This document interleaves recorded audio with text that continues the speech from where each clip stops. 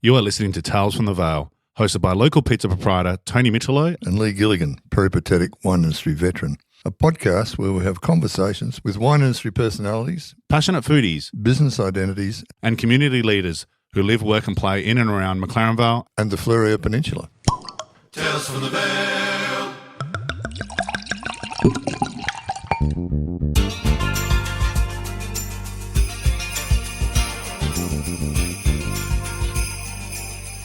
Today's guest on Tales from the Vale, and you can see if you can guess it from my description, is someone that I met when I first moved to McLaren Vale as a customer of Pizza Teca that quickly became a very close friend, advisory, mentor in a lot of ways, taught me a lot about wine and how to enjoy it properly. And then we decided to do this together, a podcast to celebrate our lovely region. It is none other than Leigh Gilligan. Welcome. Hello, Tony. Welcome to your podcast.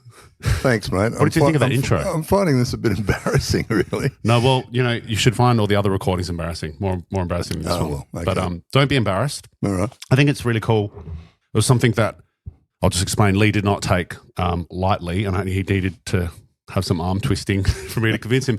But I thought it was a good idea because you guys who have listened and supported our little project, which is about other people and about the region more than even the guests, listen to Leigh's dulcet tones. Very, very good radio voice. Thanks. And we're going to learn a bit about him and his story today here and how it's connected to this lovely region we call McLaren Vale. McLaren Vale.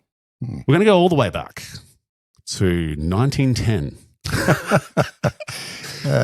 I'm not quite old. Well, you're a Sydney-sider. Yeah, I am. Let's start there. No, I'm actually a Tasmanian. They're a Tasmanian. That's right. And your lovely wife is not here, but you will be speaking on behalf of her today. I am, indeed. You'll be She's a saying- Tasmanian as well. She's Tasmanian too. We were born in the same hospital in Hobart. And you met at the hospital?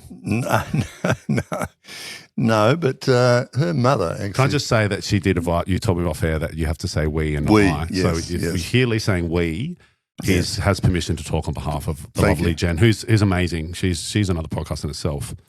But let's concentrate on one today. Right. No, Jen's mother actually taught my older brother in Hobart at Hutchins Grammar School.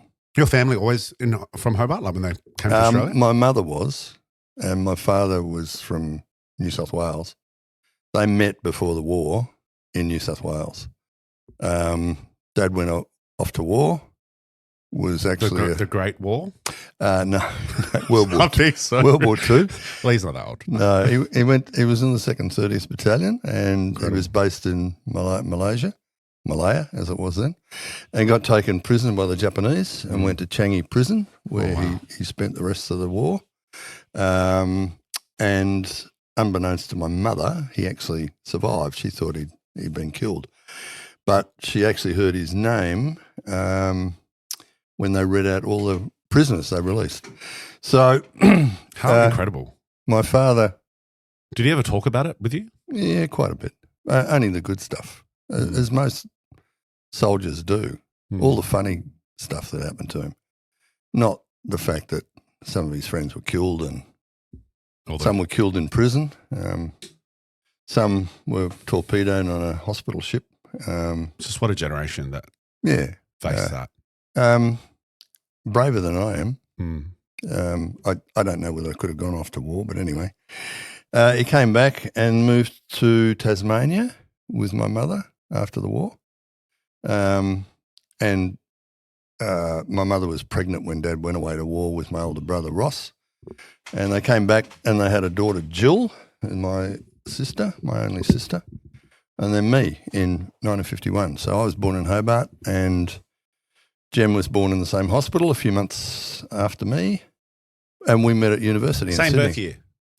No, I was born in August 51. Okay. And she was born in April 52. And we met at university in Sydney. She went to Castle Hill High School and I was at Chatswood High School. Went to Macquarie, did a 4-year degree. What did you do a degree in? Very liberal arts. That was all I was good at. That's a very broad. Well, it was, history, philosophy. But how much fun? Were you a good student? Did you apply stuff? Well, for the first 3 years, I was a terrible student. Were you interested? I was interested in the history side of stuff, and I got through. I got through okay, and I met Jen, and we got married in my last year at university. Wow! So I was 21, and then my grades just plummeted upwards because Jen was very studious and. A good influence on you. And a very good influence. So you must have seen, this is a good thing. I've got to hold on to this. I need this in my life. Beyond your grades, obviously. Yes? Yes. Yeah. You've told me a story of, and I picture, and what year are we talking here? The 70s? I finished high school in 69 and went to Macquarie University in 1970 and graduated at the end of 73. And Jen and I had come down to South Australia on a bit of an exploratory trip, mainly because we wanted to come down and have a look at Adelaide and whatever. And we loved South Australia. We had a ball here when we came on holidays. So you just came here for holidays, didn't really have a connection with family or anything like that? No, none whatsoever. Just picked it. And just picked it. And we went back to Sydney, and I said to my parents and to Jen's parents, we're going to move to South Australia when we finish university. And they said, oh, okay. My father and mother said, good for you. Sounds good. Well, coming from Tassie, it's the big smoke. Yeah. Well, but coming from Tassie, before I landed in Sydney, my dad worked with Mobile, and he got promoted to a job in Orange in New South Wales. So we spent a year in Orange, and then he got further promotion and was sent to Dubbo, and we had 3 years in Dubbo. And only came to Sydney in 63. So I went to last year primary school in Sydney and then 6 years of high school at Chatswood. So you've told me a story that, this is a big childhood from memory. It was like listening to The 12th Man. Were you a neighbour with someone? I knew The 12th Man. What's his full name again? Oh, God. Is it Bill? Is it Bill? No. I actually got to know him when I was at university. I met him at a party in Sydney once, and we had a great time.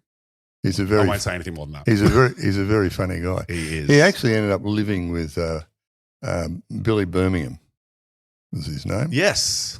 I said Bill. Bill. I was halfway there. And he actually lived with a friend of mine from university.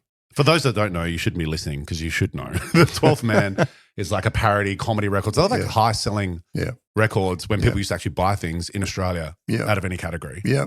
Almost every household, if you're a cricket fan, had it on vinyl or tape or cassette. And he was hilarious. And I've seen like early photos and videos of him like literally doing it in his house. Yeah. I've got a photo of him at our place that we lived in Kalara when Jen and I lived together with 4 other people in a what a time. Place. I've got a photo of him in our kitchen with a helmet on, cutting glass bottles to make ashtrays. Right on. That was the in thing, right? So, he was a very funny guy. Did you have a couple of bottles of empty as a Portuguese rosé called Mateus? Mateus rosé. Yeah, that you used that as a candle holder? That was a wine of choice. Yeah. Wine of choice. I drank a bit of that when I first started drinking. Mum said that it was very popular when she was young. It was. People used to like the bottle shape, yeah. obviously. When I was at university, I worked in a restaurant called Patini's. Well, this is great because I was actually trying to segue to like, you love wine. You love you're a lover of the great things. You said it. My dad loved wine and he used to have a few bottles at home, and my mother loved wine. Was that your first, obviously your first exposure at home? Yeah. And my father used to eat out a lot and take his family with him. And I got this job in Patini's in Linfield, and I started washing dishes, and I really loved it. And I ended up being like a assistant chef, no formal training, but I just was interested. I was Italian, and Patini's had 2 really interesting chefs. One was an Italian guy who taught me how to swear in Italian. Brilliant. It's the first thing you learn in English. And the other chef was a German lady who was absolutely old school, and she would make the best Italian food. She was German, Austrian German, and she made the most incredible food. And Sunday nights were usually the quiet night in the restaurant. She'd say, "I want the night off. Can you cook?" Yeah. And I said, yeah, why not? Give it a go. I ended up cooking for a while.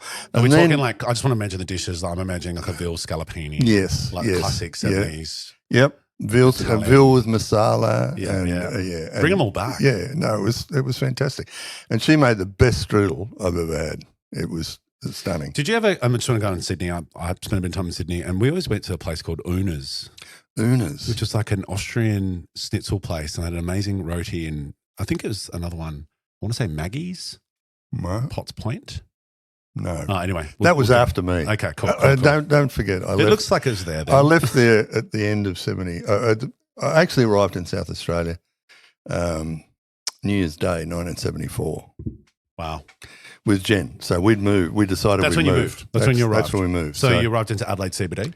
Yes, and couldn't find any accommodation because it was New Year's Day, and we drove out to Aldinga, just vaguely heading wherever we could out of the city, and we ended up sleeping in the car on Aldinga Oval. And it would have been a very different It was Aldinga to very, Aldinga now. very, very different, and we drove out. I've heard it was quite rough back then. Well, no, No? it was kind of like a bit of a kind of a seaside village. Okay. We drove out the gate on the 2nd, and directly opposite the Oval was this old stone house, and we ended up buying it. See, this stuff doesn't happen anymore. No. You can't just waltz up to a house Yeah. second day and go, I'll buy that. Well, we stayed in a transportable that was on a almond orchard on California Road. Which wouldn't have been hard to find then as well. No. And we stayed there for about 3 months. And then this house that we went to look at, we thought, oh, that's opposite where we What were you stayed the doing first for, night. for money for this time? Did you save for this sort of No, holiday, or- well, a liberal arts degree, both of us. We both graduated as teachers. So Okay. we went in to see the education department about a week after we arrived. And we went to the desk and just said, we're from New South Wales. We've just graduated as teachers. Can we see someone about trying to get a job here? And she said, oh, the Director General of Education is upstairs. Would you like to see him? And so Just as it happens. we both waltzed in and had this lovely chat with this bloke. And he said, oh, yeah, welcome, yeah, we'll find you a job. So my wife That got to have a teaching job at Braveview Primary School, and I got a teaching job originally at Brighton High School. Hmm. And I was there for like 2 days, and then they said, Mr. Gilligan, would you come to the office, please? And I thought, what have I done? And they said, we're going to transfer you to Christie's Beach High School because somebody there is coming in here as a senior, and we need to replace them. And we were living in Aldinga. We'd moved into the house. Perfect. Well, we had moved into the house, but we were still living in Aldinga. In terms of proximity. And I thought 20 minutes away from work, Brilliant. 15, 20 minutes away from work. So how old were you now, just to sort of recap for the listeners? I just In your 20s? 21. Yeah, okay. Bright-eyed, Leigh Gilligan. Bushy-tailed. Long hair. Long hair. Leather jacket, jeans. Can you picture this, Perfect. listeners? I haven't got much hair left, but anyway. So Jen and I, we started teaching. Let's talk about McLaren Vale a little bit Yep. now, because you've experienced it like a lot of people haven't. A lot of listeners, Well, So if you hark back to Jim Ellis's podcast, absolutely. he was one of the first people I met at the butcher shop in McLaren Vale. And Would you guys, when you were living in Aldinga, was McLaren Vale kind of the centre? Because you said there was like a sleeper no, tent. Did you come in- McLaren Vale, there was nothing here basically. There was a general store, a butcher shop. To get major groceries, we used to go to Christie's Beach because there was a Woolworths down the bottom of Beach Road, and that's where we used to go and do our shopping. McLaren Vale was really tiny. With your love of wine, was that an attraction to you? Like, obviously, there was a lot of almonds, but there was still cottage wine industry. At The that cottage point? wine industry. Wirra was just starting. I think you told me a again. story on once Yeah. that you remember going to see Darrenberg Yes. and walking into an office. Can you? Like, this is how you used to purchase wine. This is Yeah, what my well, point is. they used to have a liquor license where you had to buy 2 litres of wine. And so I went in and bought a couple of flagons of Darry's Burgundy, which was becoming quite famous. It actually won a Jimmy Watson trophy. Right, early on. Yeah. And speaking to Darry Osborne, and he said, mate, I can only sell you, a couple of litres. And I said, well, I want a couple of flagons of your Burgundy. So that was it. Was it ready to go? They had a package up ready to go? Bang, yeah. There were probably half a dozen wineries in the region then. Wow. And Brand McLaren Vale, I don't want to get too much away from you. No. But wasn't quite set up yet, really. No. Mike Farmelo touched on that as well. Yeah, one of the great conversations we've had. The first McLaren Vale wine I ever had was in Sydney when I worked in that restaurant. Okay. And it was... do you remember? Yeah, it was... it came out of Ingleby Road. And it up past was... the current shed? Yes. And it was bottled in Sydney. Right. By a merchant in Sydney. I can't think. Okay, that explains a lot, or that paints a picture of like how trade was done. And McLaren Vale, and I thought, okay, McLaren. I didn't know of McLaren Vale then, but when we came here, of course, little did you know about when you're having that bottle that you'd be doing a podcast today about yourself, about McLaren Vale. I've lived here since '74, and I wouldn't live anywhere else in the world. I really love this place. So I taught for 6-7 years, and Jen's parents, who were horse breeders in Sydney, moved here. Well, that makes sense. So that's where Jen got her love of everything equine. She's been riding horses since she was 8, 9. So Jen was still teaching as well? Jen taught for a year and then applied and got a job at Salisbury TAFE, or CAE. That's a drive. As a research assistant. So she used to drive from Aldinga to Salisbury. With no expressway? No. 4 days a week. Wow. And she worked for a guy called Barry Burden, and she researched his PhD.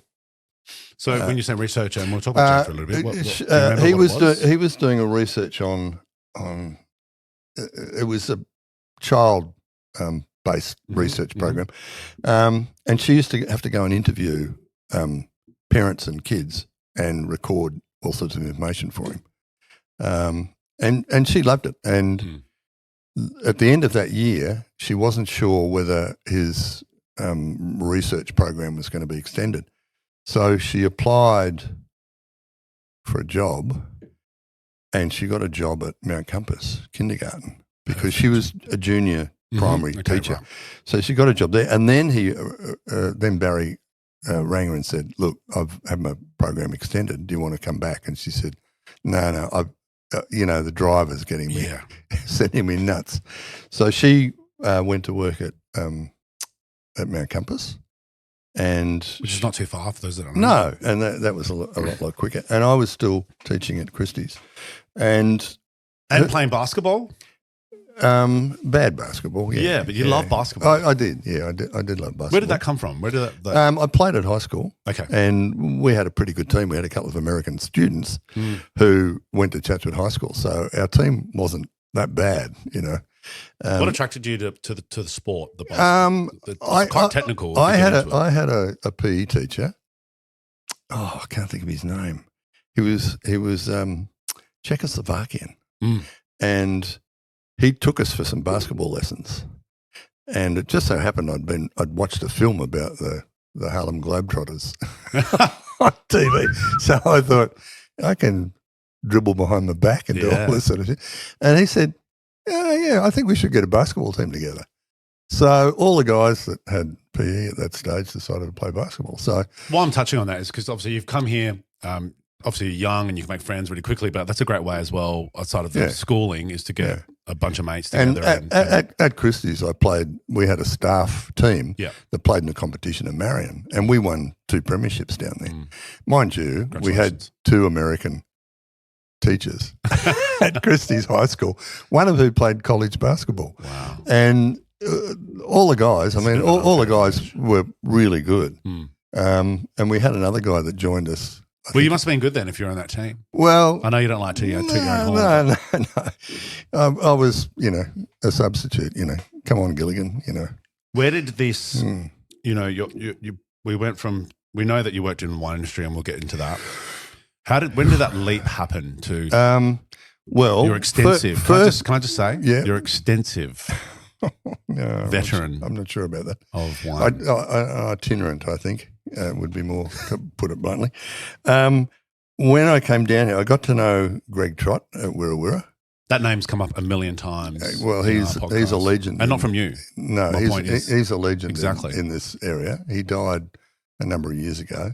But I became sort of friends with him and used to go and buy a bit of Wirra Wirra and whatever. And they were really early days. And I left teaching and took a job with Jen's parents because they had their horse stud here. And I took a job for 2 years with them, breaking horses and showing horses for them. And I did that for 2 years. That's a big leap. It was. And I just got sick of teaching. I had some great kids, some of whom I still see, have lunch with. That's fantastic. And they were really brilliant kids. But I just thought, no, I don't want to do this for the rest of my life. So I went and broke horses for a couple of years.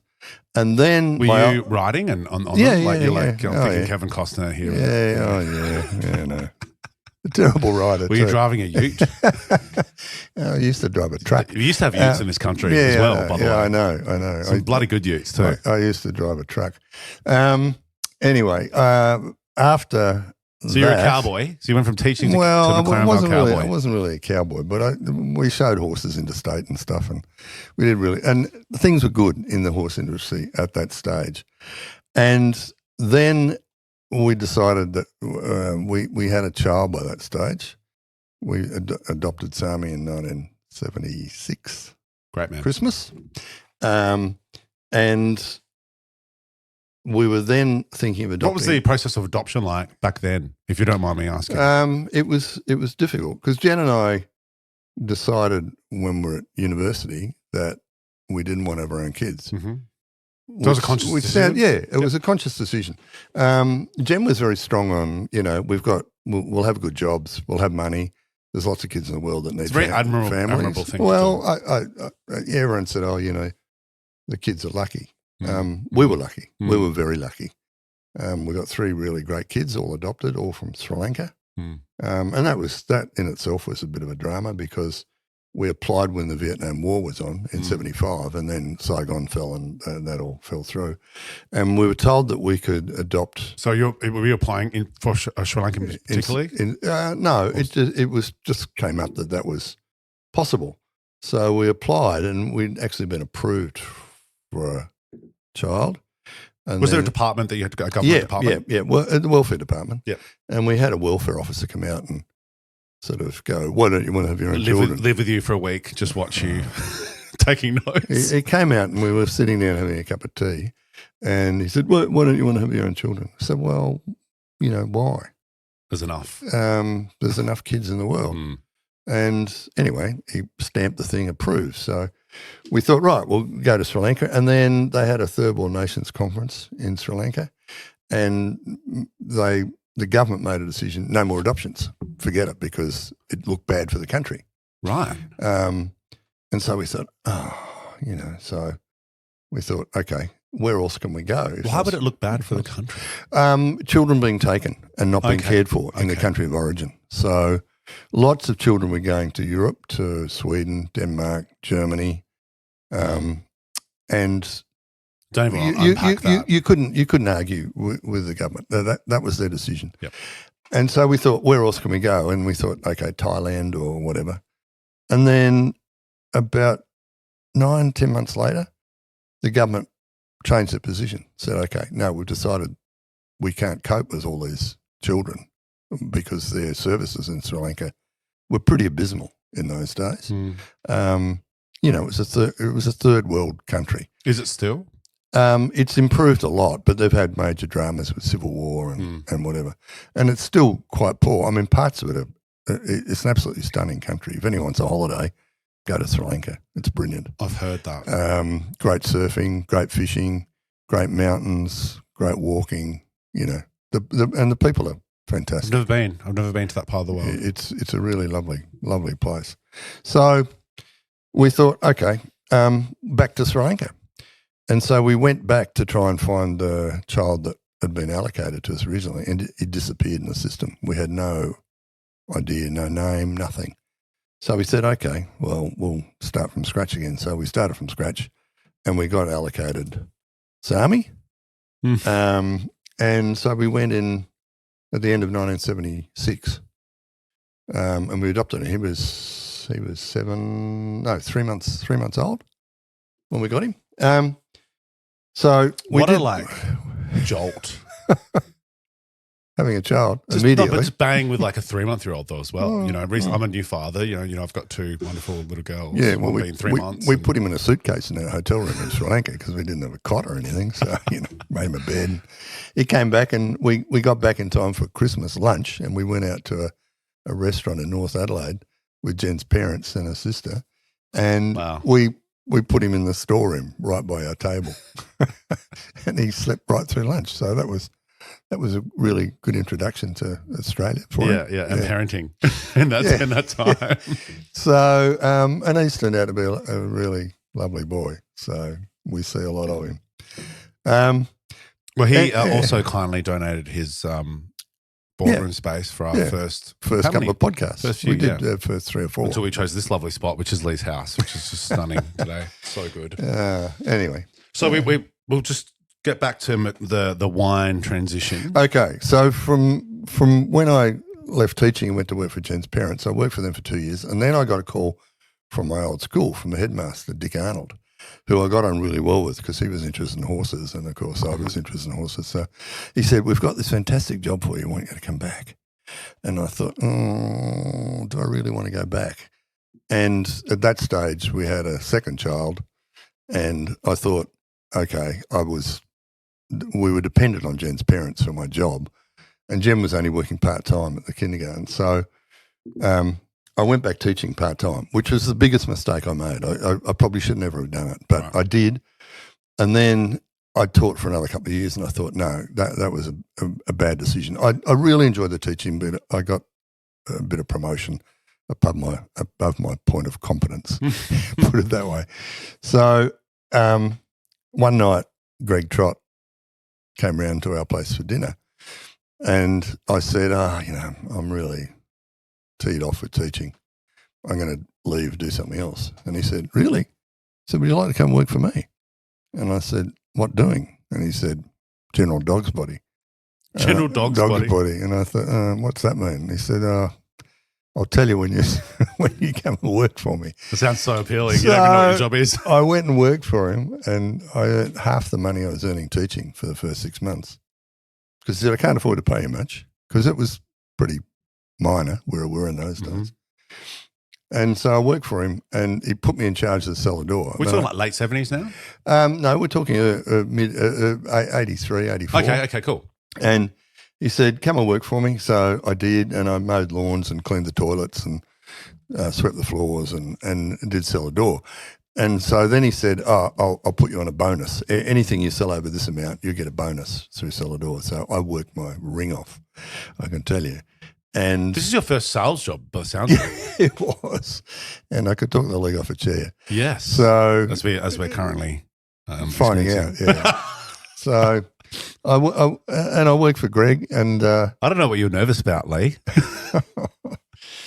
And then he said, I'm going to Queensland on a sales trip. I want you to come with me. So we went to Queensland, and he got sick and ended up not being able to get out of bed for about 10 days. And so he said, you go out and do all the stuff I was going to do. Go on, off you go. So I did, and I got on really well with the sales manager in Queensland called Marlene Hancock, who was you said Hancock. I'm waiting for Marlene Hancock. She was one tough lady. And I went and did all this stuff with her, lunches and dinners, and talked to journos and all that sort of stuff. So this is a work trip. This is a work trip with Greg. And so I came back to South Australia. Greg arrived back when he'd been let out of hospital a few days later, and he said, I need to talk to you. And I thought, you sold too much wine. No. He said, Marlene gave you a very glowing report. So how'd you like to be my sales and marketing manager? Bang. And I thought, oh, okay, sounds pretty good. What was your wine knowledge like? Fairly basic, fairly basic. I mean, Like my level? Or probably like, not as good as you now. Really? No, it was I'm pretty bad. I mean, I used to drink. I was drinking, and I understood. Well, that's it. You know, But I didn't know anything about the winemaking process. I could drink wine and enjoy it, and I knew what was good and bad. I'll hark back to just a really quick one when we spoke to Steve Pennell, and he said if you could choose two things, and you work with him, you'll probably get there. Yeah. But it's saying if you sent me a winemaker that had all the degrees and everything, versus a person that's drunk the best wines in the world, I'll take the person that's drunk the best wines in the world because they know what they're looking for. Exactly. I like that. So Steve made a lot of sense. I'll get on to Steve in a minute. We covered something in his podcast. Anyway, I then decided if I'm going to be serious about this, I better go back and study. So I went back to Roseworthy and did the marketing course part-time. Okay. So there was a specific, even back then, there was a specific wine marketing course. Module, if you will. In those days, you did about a third to a half of the winemaking course. Yeah. You had to do chemistry, microbiology, wine technology, viticulture. Well, you've got to understand it. Makes sense. So I did that. Did you find that very interesting? Really? Yeah, very interesting. The only thing I failed was accounting, but I had a second go. But you're in sales. I said, I'll employ an accountant the TIVA, to do the books. The TIVA. Yeah. I remember year 11 accounting at Ross Trevor College, and it is just, no. Tom Kavanagh was one. Yeah, I won't get into that. Anyway, I did it the second time and passed. So the reason I failed the first time is because I didn't do any work for it because I hated it. Yeah, of course. So you sound like you're like me, which is if you enjoy something, you apply yourself. If you don't, you don't care. You just Chem and Micro was great. Wine technology was really cool. Had to work a vintage, so I did a vintage at Wirra Wirra. Brilliant. I took a bit of a back seat from a sales and marketing job. And I worked at Wirra for how's the vintage? 10 years. Like, are we talking like stomping and pressing and 89, shoveling? 89, I did a vintage. Hands-on? And it was a really hot year. Right.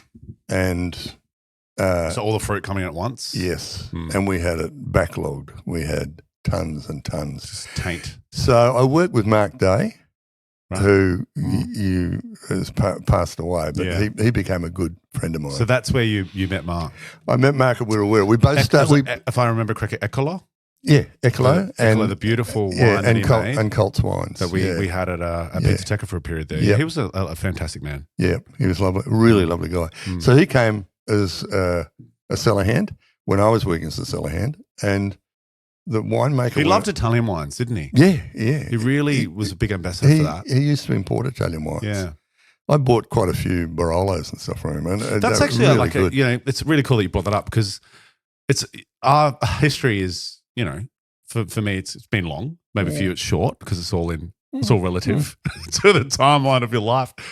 But that was an early part of our relationship too. I remember there and you introducing in the early days of Pizzateca, Yeah. And then him with his wife. Yep. Would come, lovely lady, and they'd you guys would share a bottle and it was on. It was great, yeah. Sorry, mate. Yeah, so you're back at Wirra Wirra. No. And I worked at Wirra Wirra, and the original winemaker when I started at Wirra Wirra was Carolyn Burston. And I've got an interesting story about her too.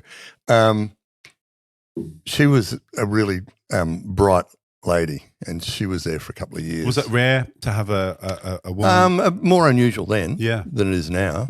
Not women were only just really starting to get into the workforce, into the wine workforce as winemakers. And she was really, really bright and really good. So was Greg like sort of someone like he was ahead of his time in a way? He was the general manager. He built it up. He rebuilt the winery. It was his brand, Wirra Wirra. Yeah. So he started it? He and his cousin Roger started it, or restarted it's huge. It's one of the biggest names. It's up there with It's huge. Garenberg It's huge now. in terms of Yeah, it's huge now. Visibility on shelves and reach. Church block. Exactly. I mean, you see it on Qantas. Yep, church block. I think when you get in those little bottles, that's when you know you've made it. I've sold more church block than I can ever hope to. Oh, no. I sold it. Anyway, it was a really interesting time. So Caroline, Jen and I. So mid-80s? Mid to late 80s. Jen and I decided we'd have a a cocktail party for something to do and invite a whole lot of Were you friends. We're just going to talk about. We're not in this stone house across the Oval in Aldinga anymore. You've now We'd moved. We moved and built a mud brick house. We've spoken about this house quite a lot privately. God, there's just too much to cover. And I'm sorry, listeners, we're darting, but Leigh is like a Rubik's Cube. No. Jen's dad was an amateur architect. This is off McMurtry Road, that end of McLaren Vale? It's off. It's off Rifle Range Road. Yeah.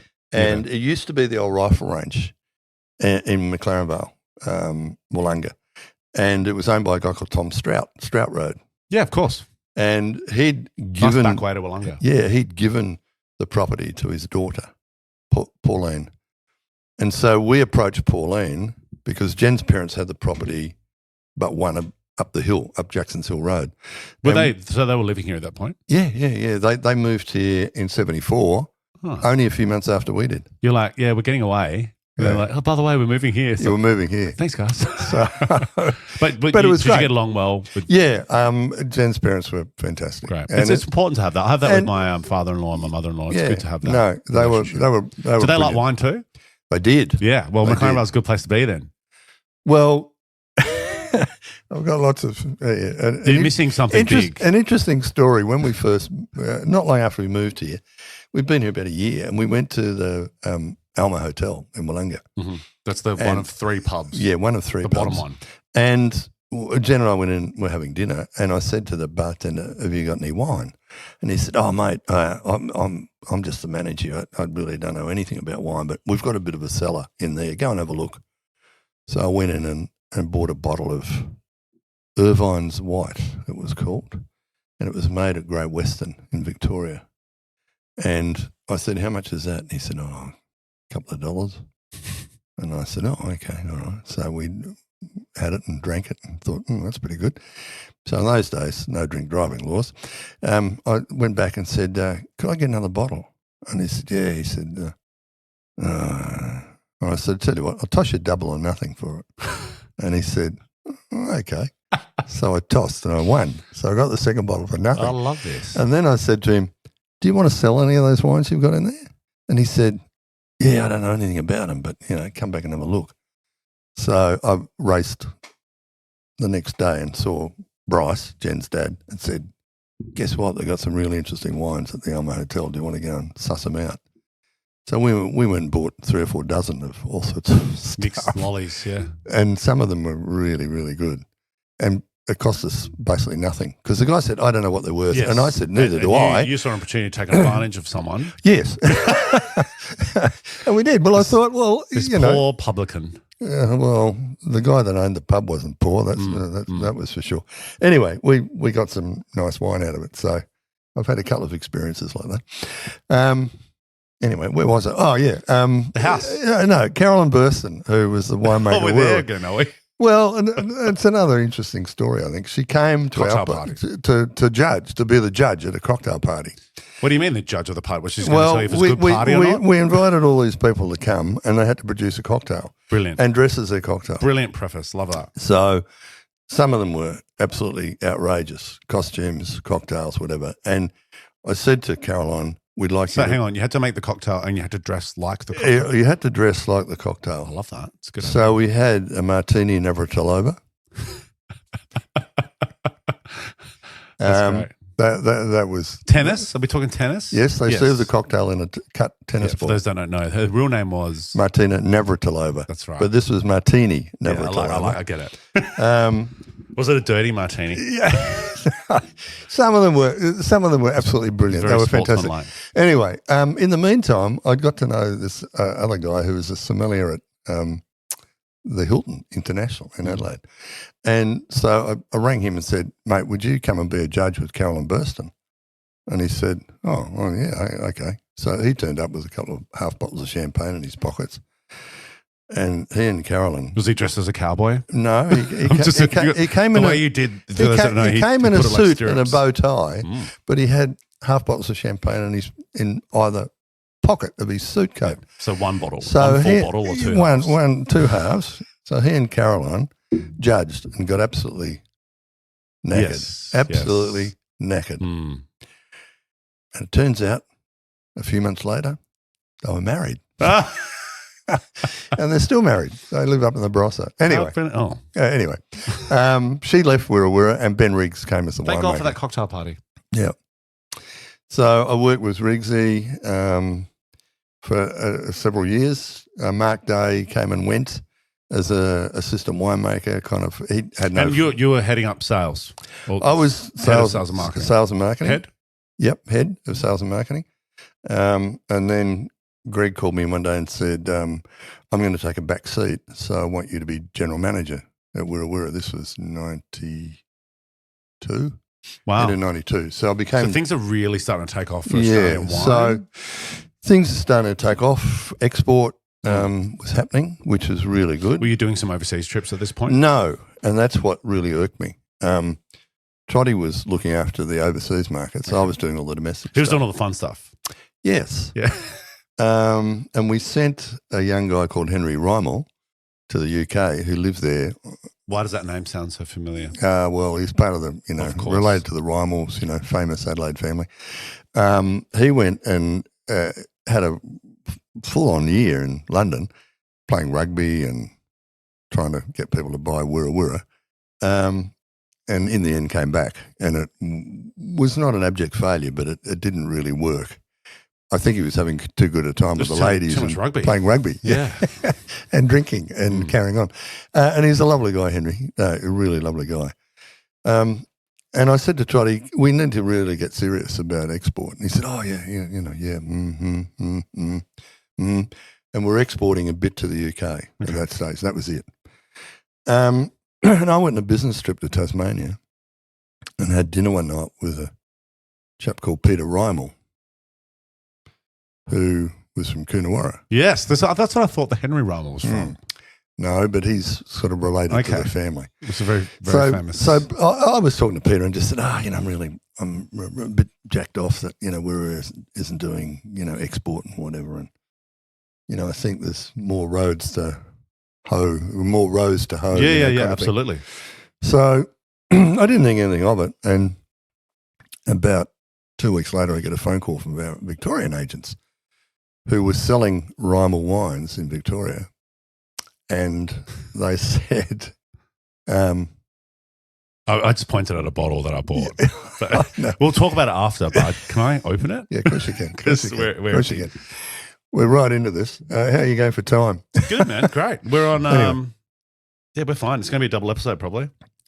We're on 42. I better shut up. No, we're really doing great stuff. Now we're getting into like the real international high flyer, Leigh. Anyway, I got a phone call and they said, we heard you might be interested in leaving Wirra Wirra. And I said, maybe not.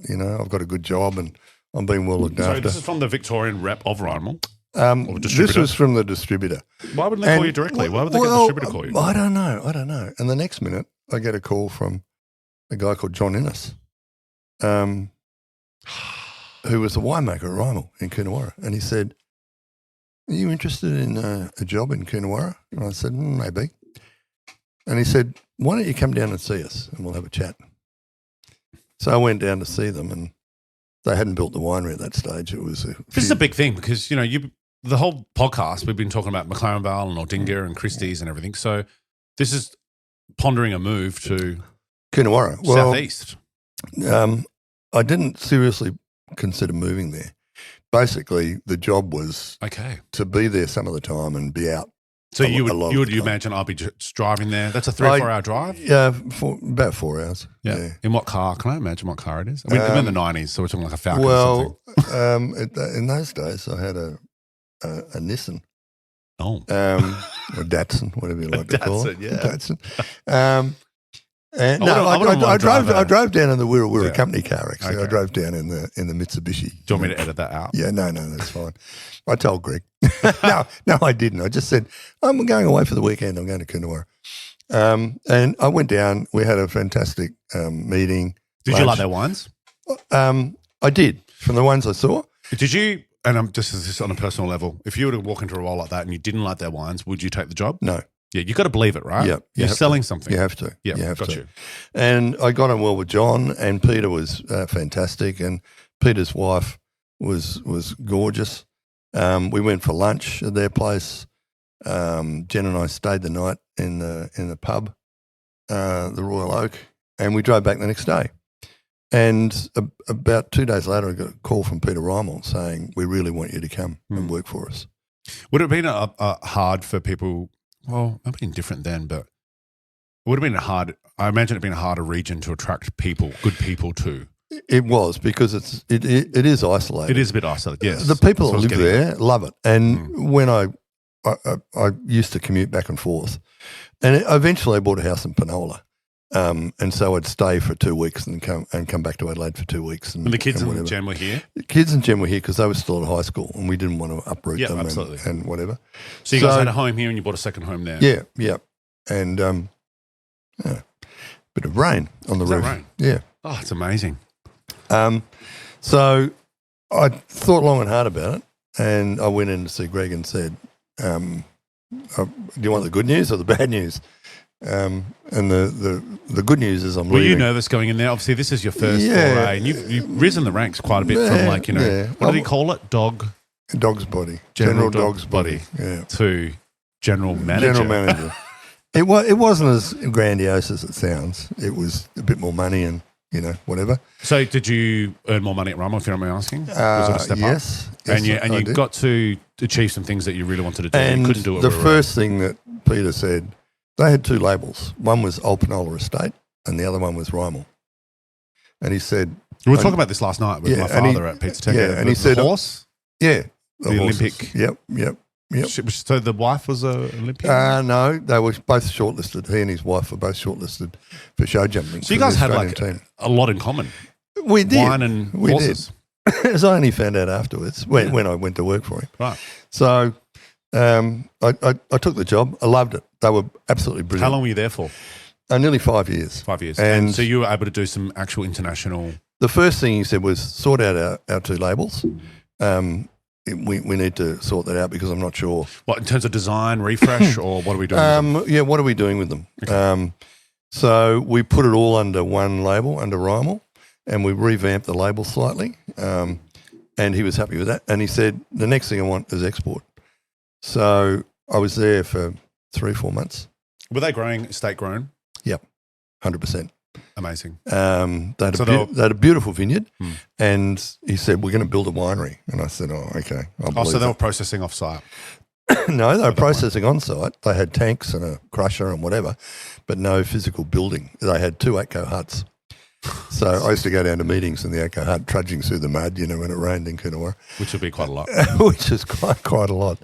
But they were... That lovely Terra Rossa. They were brilliant to work for. And I had a great time. Talk to me about the soil. It's Terra Rossa. But it's unmistakably... red dirt over limestone. You just taste it almost immediately from the limited experience I've had with cabs in particular. I think Coonawarra has suffered a bit in the last few years in that Margaret River's sort of taken over as the premium Cabernet. But Coonawarra makes some really fantastic wines. And I still think it's the best overall region in Australia. Is Gibson down there as well?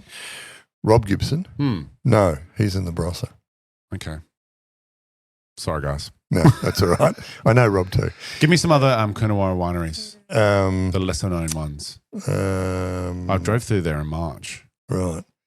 Well, there's Reimel, there's Lindemans, there's Penfolds, there's Wins. Yalumba's there now. Wins, absolutely. That's the black label with the white drawing. Yep. I remember that from Dad's cellar. There's Balnaves. Redmond?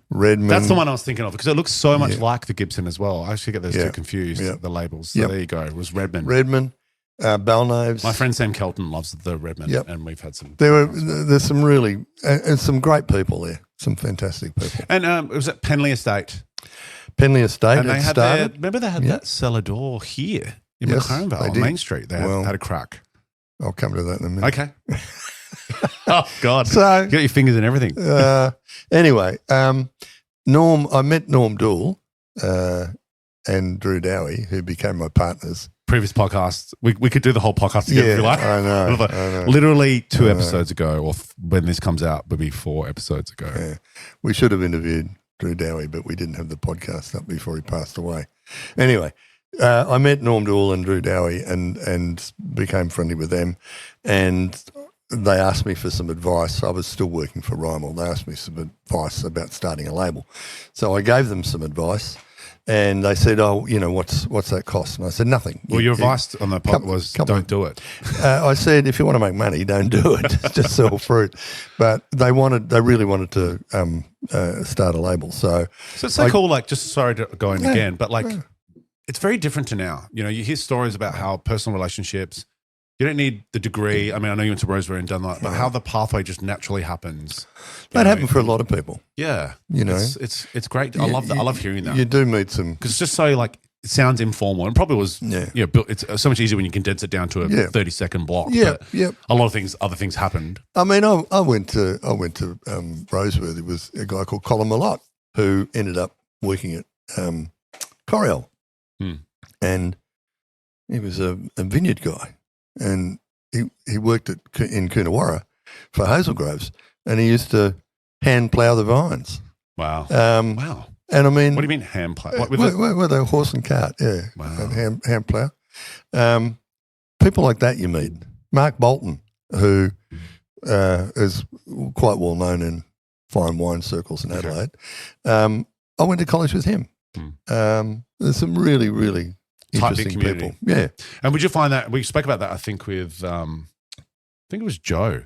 Yeah. When they go travel and wherever you were with someone in wine, you'd sort of end up at the restaurant together and you'd sit down, and it wasn't like a competitive thing. It was, we're all doing the same thing. Yeah, exactly. I like that. And I think that's something that's I find a little bit missing nowadays, but mainly because there's so many wineries in McLaren Vale. It just seems 70, very corporate as well. There's 70 or 80 wineries. These big, treasuries and that, just owning all these labels, and it's just.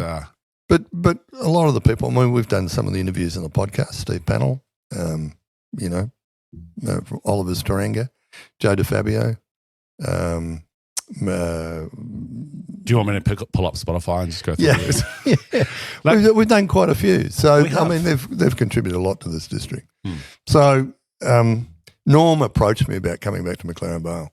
Not to help with their winery, but to go. Which wouldn't have been hard. Obviously, you got your family here. And I figured I'd sorted out the labels. They had lots of. Were they happy with what you contributed? At that time? And Rymel were exporting to, I think, 11 countries when I left. So you'd had no experience in export. They said, "Look, go for it." So you took it by two horns. Yeah. I went and met people, and so we're talking Canada. What countries were we talking about here? Where'd you get to? Went to the UK. Yes. Went to the Netherlands. And this is mid-90s now? Mid-90s. Went to Germany. Did you ever get to fly Ansett? No. Oh. No. I flew Qantas because I love the spirit of Australia. I had a connection at Qantas. What's your freaking fly miles number like? I haven't got too many points nowadays, being retired. Anyway, I came back. Norm enticed me to go and work at Boers Rock, which is a big processing winery, to look after their bulk wine sales and all that sort of stuff. This is after Dowie Dool? No, this is before. I'd helped them set the label up, but I said, look, I can't get involved because I'm working for Rymel. So when I came back, Norm said, you can look after Dowie Dool now as well. So I used to do Dowie Dool at night. I'd come home and, on the computer and do Dowie Dool. And during the day I worked for Boers Rock. Which is massive, huge facility. It's one of the biggest facilities here, isn't it? Well, it was. It was one of the biggest processing wineries in Australia because they owned a winery in the Riverland, and they bought a winery in WA as well. And there was a few people involved in Boers Rock. Oh, yeah. Paul Battery, John Harvey, Norm. Yeah. Was Vic Zarella, Mike Farmer. Vic Zarella in there as well? Vic Zarella was Jim in there. used to work there, I think. Yeah, Jim worked there. Vic Zarella was there. So a lot of the heavies, a lot of the McLaren heavies. Yeah, Mike Farlow. He was the winemaker general manager. Wow. And that was another reason I went there. I thought, I want to learn from this guy. He was amazing to have on. Very cool. What a conversation. So I worked there for 7 years, and in the end, I was doing Dowie Dool part-time, and I was basically offered an ultimatum. I was more interested in creating labels for people and selling bulk wine through labels. So one of the most profitable years we ever had was I sold we made $250,000 profit on a single sale. And so I got a nice bonus that year. And I said to Rob Hunt, who was the general manager, who was the basically principal behind Bulls Rock, I really want to do private label stuff and get people buying. Oh, no. Can you explain to the listeners what a private label is? Well, private label is, maybe supermarkets come to you and say, we want a label. We've got an idea. We want you to supply. So it's not wine. someone off the streets like, hey, I've got a vineyard and I want to make no. my wine. And I mean, we had inquiries from Aldi in Germany to supply wine to them. We had a lot. And Brand McLaren Vale's been established by now. It was really being established. Yep. And Mike Farmelo opened quite a few doors because people knew him through his days at Penfolds as being the group red winemaker. And I probably, but Australian with all due wine reference, in general was peaking. It was huge. There was the international flying winemaker. Yep, it was huge. There was a fringe benefits tax happening. Yep. What a time. It was really interesting, and I enjoyed my time there. I'd love the idea of just being able to go out for lunch and actually write it off, tax write off. I'm sick of putting it into entertainment. Well, it doesn't mean anything. I used to go a lot with Toddy. It's just a coffee. At Wirra. Greg would say, it's time for lunch, Leigh. And I'd You go, guys had a good time. Okay, where are we going? Salopian. Okay, right, fine. Down to Salopian Inn. That's a whole nother chapter in the story. With your all, relationship with the Salopian Inn. With all due respect to all the winemakers I work with, I probably learnt more from Mike Farmelo than anybody. He was basically my hero. So even though you were doing these big deals internationally, doing stuff like that, you were very still interested in learning about wine and its process. I used to do tastings with Mike, 3 or 4 times I a think week. they would have really appreciated 40, that. 50 bulk wines. Then we'd have spittoon. Yep. Got to. It was great. Anyway, Rob Hunt and I decided no, I didn't want to just do bulk wines. I wanted to do labels. And like I said, I've just made Bulls Rock the biggest profit on a single deal I've ever had. So I decided to leave and I was going to set up my own consulting company. And then I got talking to Norm and he said, why don't you come and manage Dowie Dool? So I did that. And that led into a partnership offer, as we learned. And then they'd said to me beforehand, while I was working part-time, from 98 through to 2005, I worked part-time for them, got them agents overseas and whatever, and they said in 98, they said, we want you in as a partner. If only I met you like 20 years ago. Imagine what Oztali could be. I wasn't that good a salesman. Good wine. Good wine's easy to sell. I think I'm working with Joe DeFabio and Mrs. Zarella. I think we're on a good track. And Phil Scarpantoni and his boys too. Where wine doesn't happen overnight. No. Vineyards don't change overnight. No, they don't. As we know. So it's a long-term game. It's a long-term game. And it's for the kids, right? Not one where you make a huge amount of money unless you've got a really good brand. I mean, some companies do really well. They've been at it for a long time and they do well. But basically, most people have made money in the industry when they sell their brand or when they sell their winery.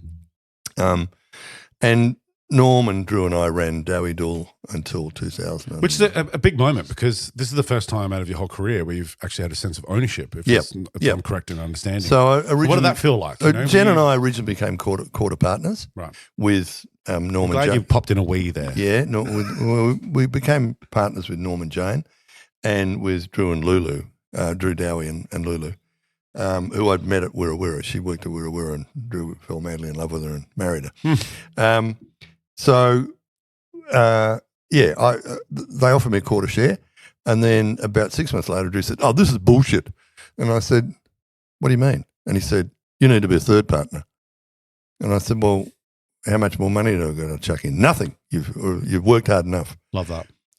So Jen and I became third partners with the other 4 in Dowie Dool. And we ran that until 2017. Drew got sick. And ended up dying of cancer in 2018. And we talked to our kids about. It's been quite tough for you guys.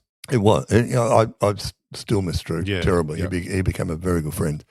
Especially someone that does obviously in that story of someone that gives away something, not for nothing, but that's a true testament of someone's character. He was brilliant. He just wants to make it happen and everyone to be involved rather than just, that's that's my 2% here that's going to cost this much. No, they're incredibly generous.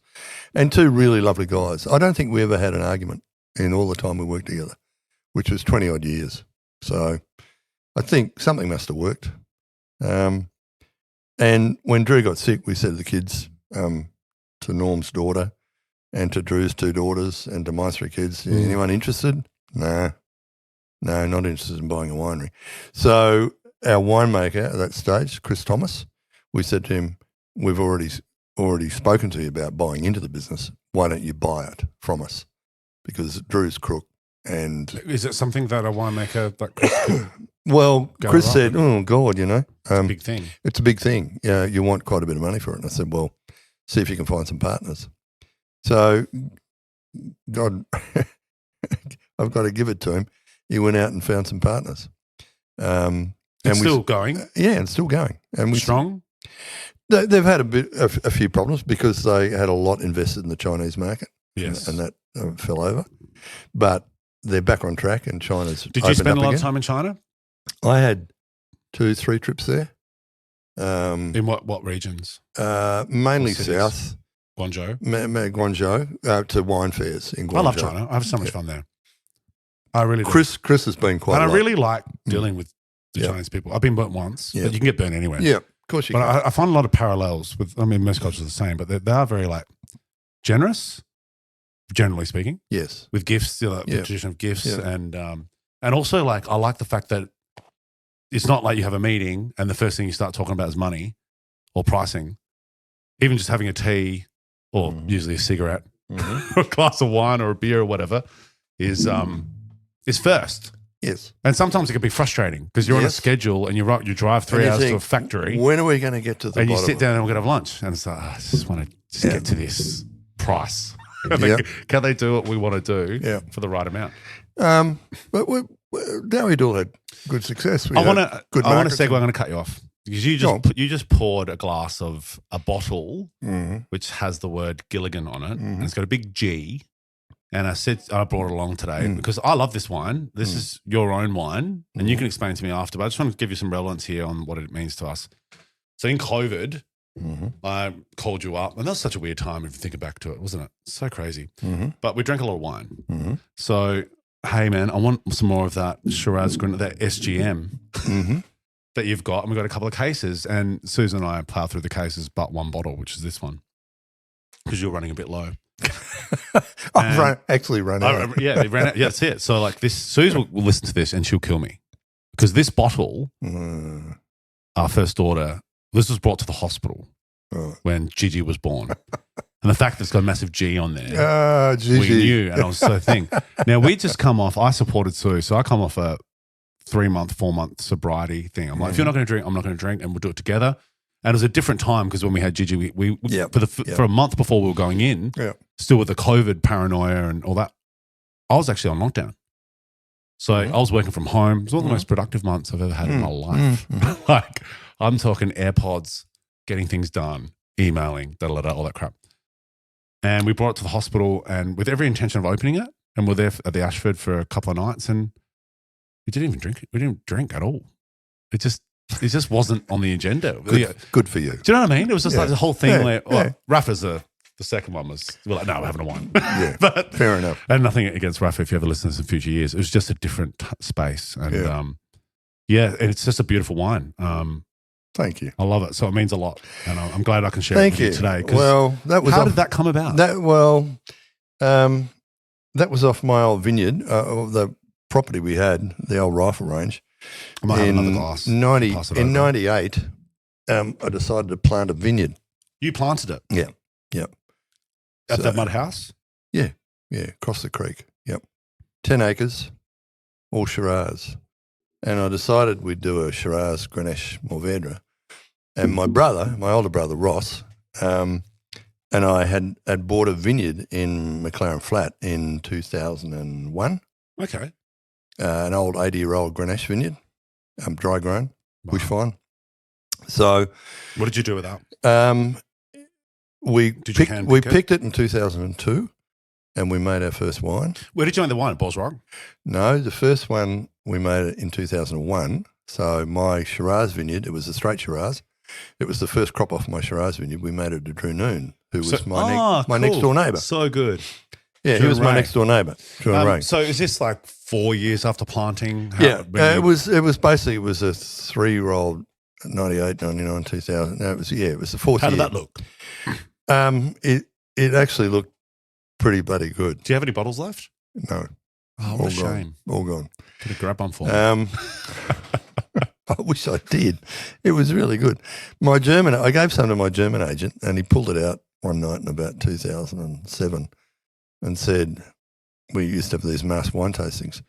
Did he pull it on you and see if you could pick it? And he said, how good? Can you tell me what this is? And I said, I think I'm pretty sure it's McLaren Vale, and I reckon it's a Drew Noon, because he was the agent for Drew Noon.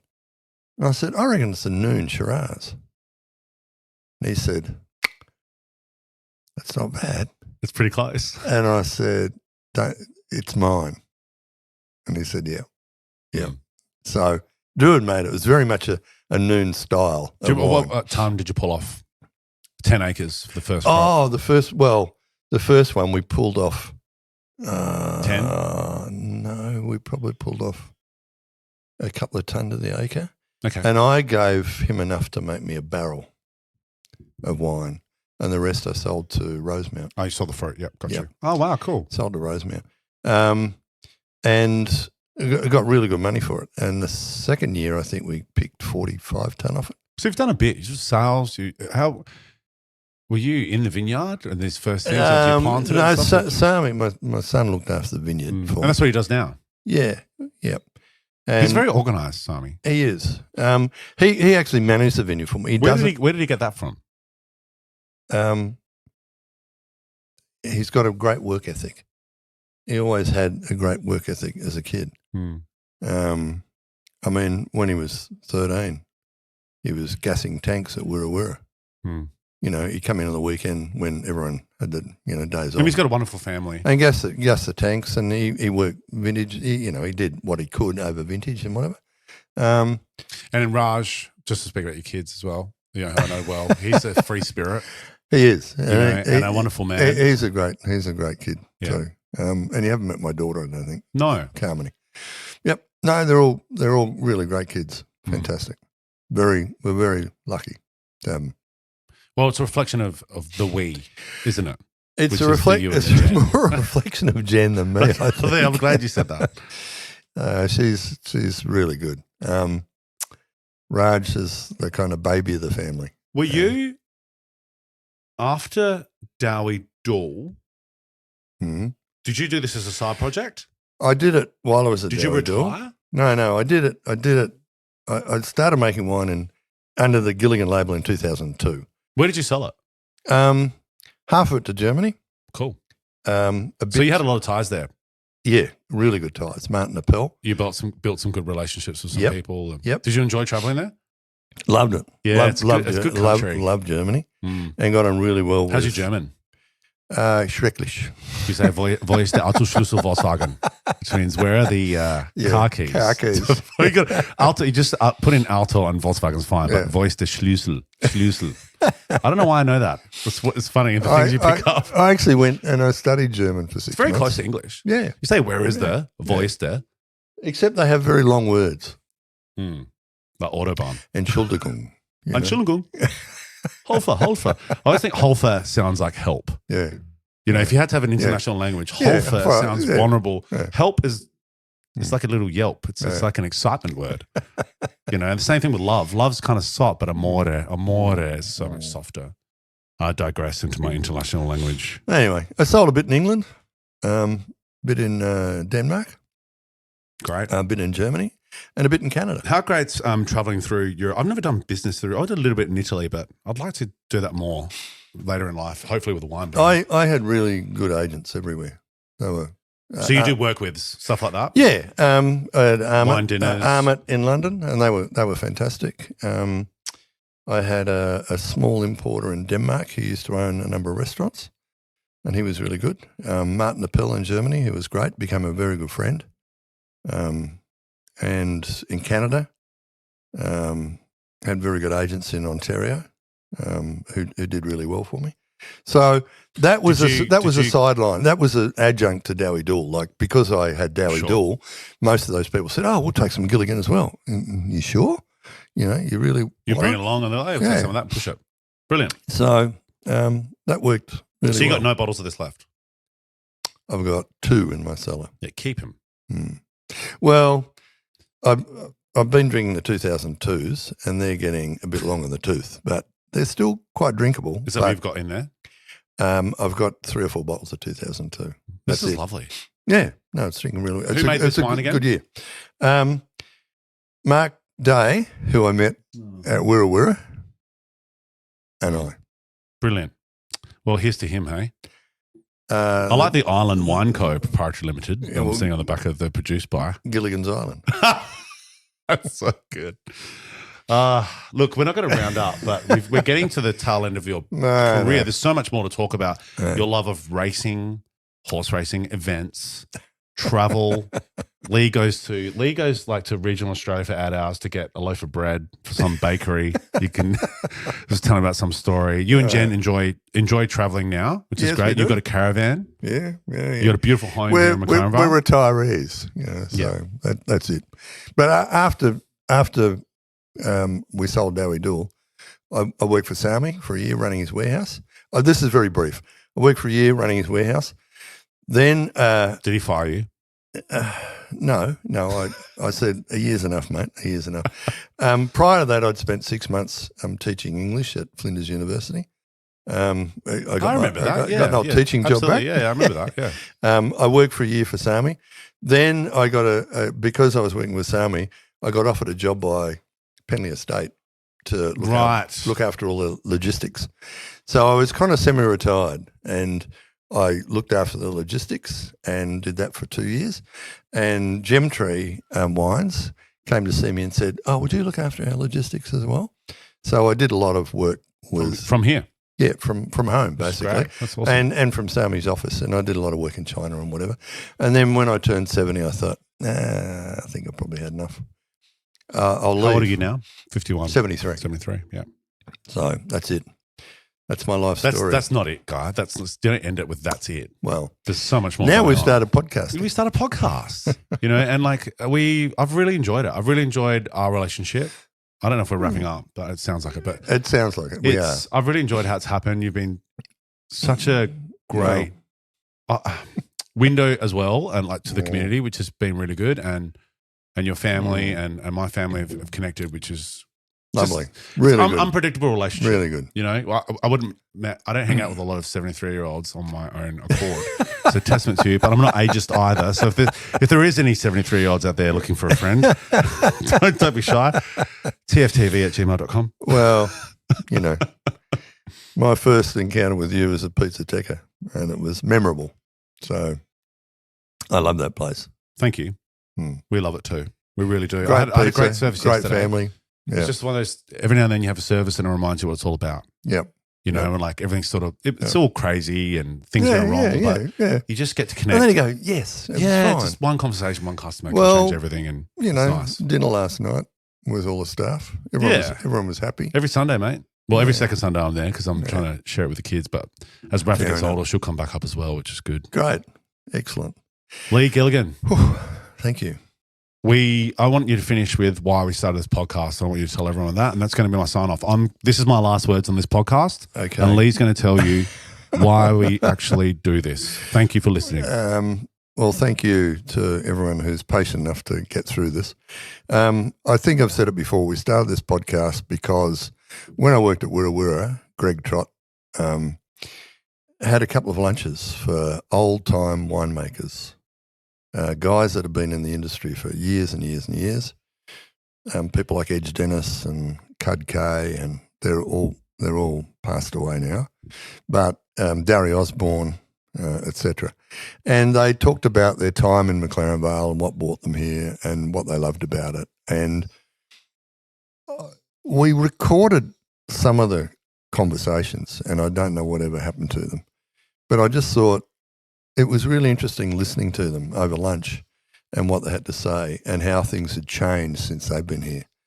And Tony was at my place for dinner one night and I said, it'd be really good to do something. He said, why don't we do it? Why don't we interview people? And so we started this podcast for better or worse, and here we are. And we've been doing it for a year and a half, and we've interviewed a few very interesting people. Not a few. Every one of them has been very interesting. They have. In their They own really way. have. In their own way. And we've got a lot more coming in 2025. It is jam-packed. There's a list. There's some big names on there. There's some bureaucracy. There's some wine. Yes, there's some wine. There's There's things. You know what? I'm going to do this. I'm going to say this. So I'm going to commit to it. There's I a few thought more. that was your last word. No, I know. I've got one more. There's a few more. What we're going to do is I'm going to thank you personally straight away for the experience. I really thank you for doing it. It's been an incredible story, and it continues. The story is not ending here. But we will be releasing this Christmas Day. Christmas Day. I'm going to get it in the morning. biggest turkey of all. Yeah, I'm going to schedule it. And there are 2 more to go up. Yep. So I want to say in Italian, Buon Natale. Buon I'm Natale. going to say it in English because we're Australian. Yep. Merry Christmas. Merry Christmas to everyone. Tutti. Grazie mille. Thanks, guys. Cheers. Have a great day. Enjoy your lunch. Enjoy your prawns. Don't drink too much. Have water. Enjoy Christmas. Cheers. Bye. We hope you enjoyed this episode of Tales from the Vale. Be sure to like and follow us, TFTV Podcast, on Facebook and Instagram. To stay up to date with all things Tales from the Vale, be sure to join our mailing list. Just visit our website, talesfromthevale.com, to sign up. You can email us at hello@talesfromthevale.com for any advertising and general inquiries.